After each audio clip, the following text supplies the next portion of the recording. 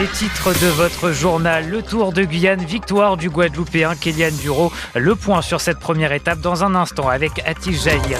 La déception pour notre Guyanaise Béatrice Edwige, l'équipe de France de handball battue par la Russie en finale des Jeux Olympiques 22-19.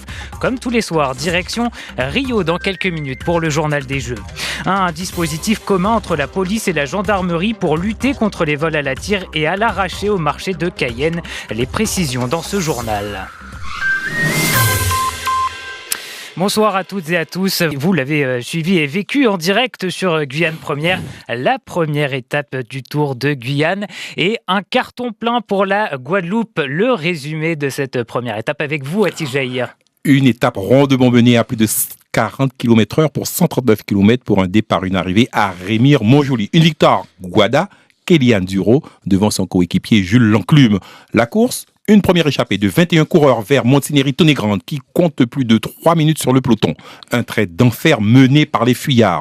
On trouve entre autres 3 Guadeloupéens, 6 Guyanais, dont Patrice Ringuet, Christophe Casala et Steve Stevenson, et 4 Martiniquais, dont les 2 anciens vainqueurs du Tour de Guyane, Hervé Arcade et Michael Laurent. Et puis sur le chemin du retour, 6 coureurs prennent le large et contiennent leurs compagnons d'échappée sur la ligne d'arrivée avec un dernier rush des Guadeloupéens qui réalisent le doublé. Kélian Duro est en jaune, il précède Jules Lanclume et le Martiniquais Michael Stanislas. Le premier Guyanais, Terry Sanguimoy, est 8e. Et demain matin à 8h30, les 96 coureurs prendront le départ depuis le bourg de Cacao. Ils feront demi-tour sur la route de l'Est à l'auberge des Orpailleurs en direction de Roura. L'après-midi, place au contre-la-montre individuel entre Matoury et Roura. Et puis à 18h20, notez tous les soirs durant le tour ce rendez-vous, vous retrouverez votre magazine Roue Libre avec Bertrand Villeneuve et toute l'équipe du Tour. Le point sur les performances, analyses et débats au programme. Avant dernier jour de compétition aux Jeux Olympiques, comme tous les soirs, on prend tout de suite la direction de Rio pour le journal des Jeux. Bonsoir Julie Stravoni. Bonsoir Benoît, bonsoir à tous. L'actualité sera très féminine aujourd'hui à Rio avec les matchs des handballeuses et des basketteuses.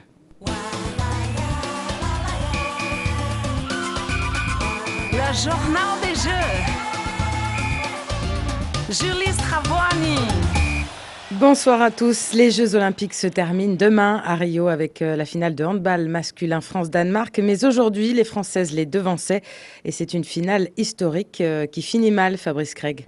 Ah oui, effectivement, Julie, elles sont inconsolables, les Françaises, sur le podium de remise des médailles. Et pourtant, elles sont rentrées dans l'histoire du sport féminin français dans le domaine du handball, puisqu'il s'agit tout simplement de la première médaille dans une compétition olympique pour l'équipe de France féminine de handball. Une médaille d'argent, effectivement, après cette défaite en finale face à la Russie sur le score de 22-19. Il faut dire qu'il y a eu 2 grandes défenses dans ce collectif russe et français, 2 bonnes gardiennes également, les gardiennes de part et d'autres ont fait le travail, mais la France a dû courir tout au long de la partie après le score. 3 buts de retard pour les Françaises à la mi-temps. Elles parviennent à égaliser à 8 minutes de la fin, mais ensuite les Russes plus dynamiques font la différence pour s'imposer 22-19. Il y a des pleurs, mais c'est sûr qu'il y aura de la joie tout à l'heure lorsque les Françaises réaliseront qu'elles ont tout de même une médaille d'argent, et je le répète, la première de l'histoire du handball féminin français.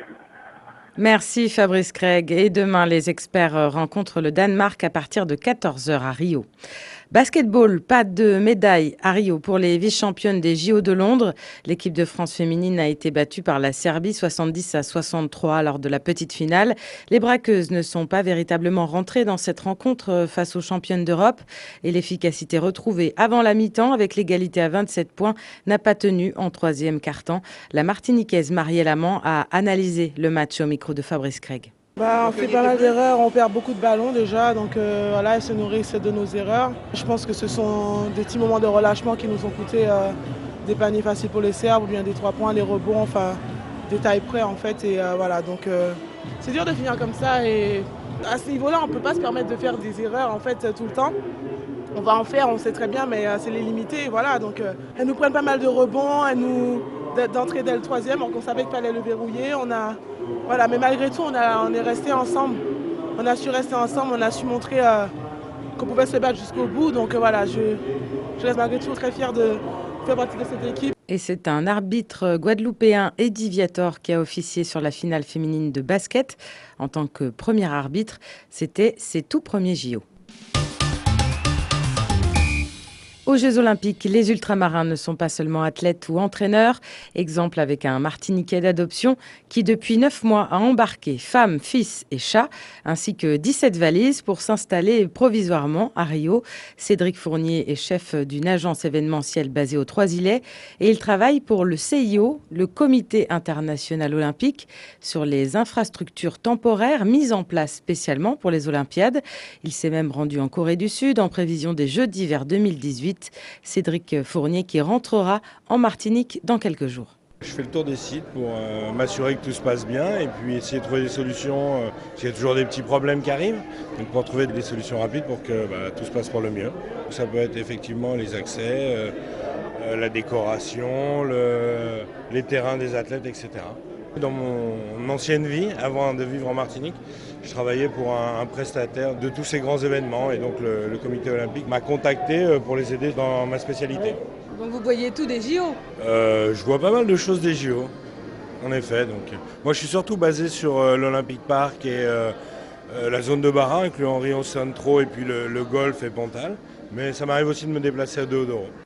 Autre élément indispensable pour la bonne organisation des Jeux, le bénévole. On le trouve partout dans les stades, sur les parkings des bus qui permettent aux journalistes de se rendre sur les compétitions, dans le parc olympique pour orienter le public. Il devait être 50 000, mais l'organisation a avoué un taux de présence d'environ 70%. Si certains ont jeté l'éponge devant le manque d'organisation et de confort, d'autres sont mieux tombés, comme Thérèse Jacota, elle est bénévole au Club France. La Guadeloupéenne vient de passer une année à Lyon pour poursuivre ses études de médecine et c'est sur son temps de vacances qu'elle est venue à Rio. Elle s'occupe de l'accueil du grand public et des VIP, mais elle a entendu parler des problèmes des autres bénévoles. Avec les Jeux Olympiques, les prix ont quadruplé presque. Après nous, il y avait la possibilité qu'une partie des bénévoles soit pris en charge pour le logement par le CNESF, ce qui est mon cas. Donc du coup, moi j'ai pas eu de problème pour le logement, mais pour tous les gens qui n'ont pas pu, qui n'avaient pas demandé simplement à être pris en charge, c'est vrai que leur retour c'est plutôt cher, oui. Alors quelle star tu as vu passer depuis que tu es là ? Des sportifs, on en a vu beaucoup, Muriel Urtis, Teddy Riner en tant que porte-drapeau, beaucoup de Guadeloupéens du coup, des anciens athlètes, Jean Galfione, voilà. Mais oui, on côtoie des artistes tous les jours, on côtoie des chanteurs comme Flavia Coelho, des photographes comme JR, enfin on voit beaucoup de monde passer. Merci de votre fidélité à La Première. L'actualité continue sur notre site lapremière.fr. C'était Julie Straboni depuis Rio. Rendez-vous demain matin à 7h pour le dernier journal des Jeux. Des patrouilles communes pour lutter contre les vols à l'arraché et les vols à la tire sur le marché de fruits et légumes de Cayenne.